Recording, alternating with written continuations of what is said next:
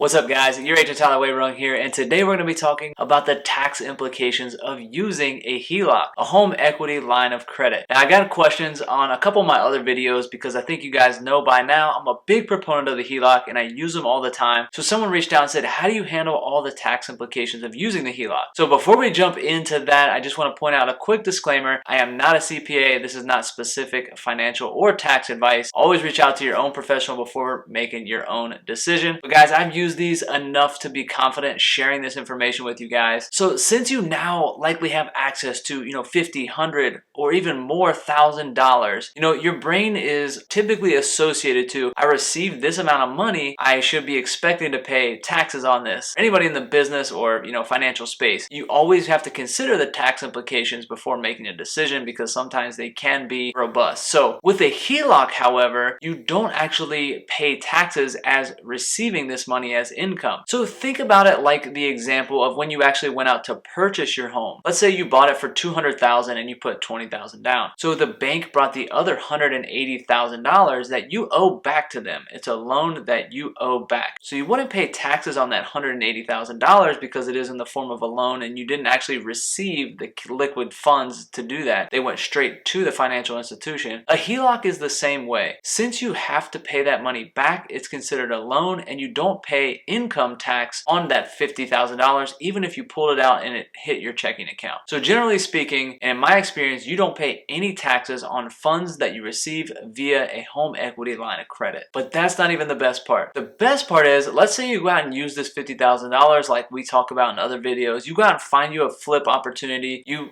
buy the flip with this HELOC. The whole time that you're making improvements to the property and you're making these interest-only payments on the HELOC, those interest-only payments are tax deductible at the end of the year. Just like your mortgage interest is on your primary residence, you get a 1099 at the end of the year and says you paid X amount of money in interest. You can deduct that from your taxable income. You get the same thing with a HELOC as you're making interest payments. And in fact, anytime you pay someone interest, you should get a 1099 saying that you paid them that interest because it is a deduction. So I think contrary to how a lot of you guys were looking at this, where there would be negative tax implications of using a HELOC, you actually get a benefit. However, it's usually not that much, but you do get a benefit of writing the interest off on your taxes rather than paying any tax up front. Now, in my opinion, you should never let the tax tail wag the dog. Said another way, don't ever make an investment based on the tax savings you're gonna make. It typically doesn't make sense unless you're ultra wealthy or